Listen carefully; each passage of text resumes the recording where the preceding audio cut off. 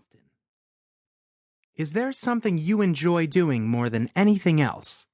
And can you earn an income doing so?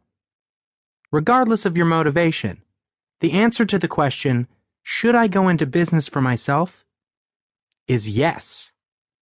Small business ownership can be a path to true independence, life balance, and personal happiness. About this book.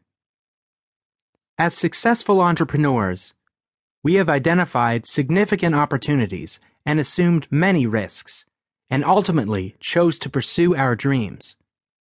Because there are over 30 years separating us in age, our book covers generational as well as universal perspectives and insights.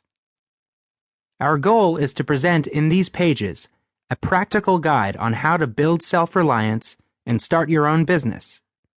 We will speak to the fundamentals, the block and tackle of entrepreneurship, and we will address the challenges that most new entrepreneurs face. In several of the chapters, you will find vignettes, stories of real-life entrepreneurs whose experiences illustrate some of our main points. We hope you will find their stories inspiring as well as informative. This book is not about deal junkies and their seemingly magical ventures that start on a short runway and take off with sales that seem to defy gravity. We are not addressing vaporware or unprofitable companies that go public and return $1 gazillion before imploding. Like winning the lottery, these successes represent only a small slice of startup ventures.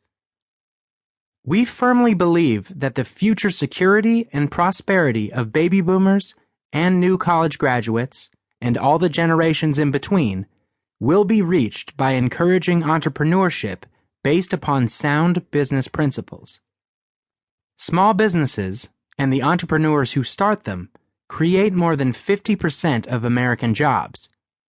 By encouraging displaced workers and others to become entrepreneurs and expand this important sector of the economic base, we hope to add new fuel to the American small business growth engine, and perhaps power your dreams in the process.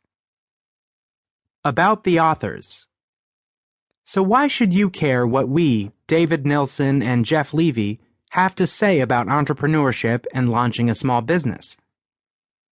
You should care because both of us started with little to nothing, and now we are living our dreams of not only running successful enterprises, but helping others launch their own businesses. We have faced the tough times, and we have certainly made our mistakes. Yet we persevered and overcame those challenges.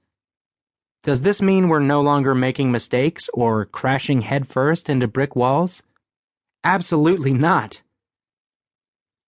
The bumps and bruises are a natural part of starting and running a business. But as experienced entrepreneurs, we know how to avoid some of the largest obstacles and how to recover in a hurry. And this is what we'll teach you to do too. When we want to share a particularly important piece of information from personal experience, we'll convey it in an insert titled, From the Desk of. Neither of us has an advanced degree in finance or business, yet each of us has owned and successfully operated multiple small businesses and have experience helping to build partnerships and family businesses. This, in itself, should encourage those of you who fear your lack of academic credentials could interfere with your success. So how did we get to this point? Here, in our own words, are our personal stories. From the Desk of David Nilssen. Along with my parents, 2 brothers, and 2 sisters, I grew up in the small town of Maple Valley, Washington. Life was simple, normal. In school, I pursued leadership positions, played sports, and got good grades. My father was the president of an international Christmas tree company, and yes, they work all year round. He was an ambitious operator, who later bought the company from the owners, who, by example, taught me a lot about work-life balance. Growing up, I was a sports fanatic, and at 6'5", I was pretty successful as a shooting guard. What I learned from an early age was that basketball, like any team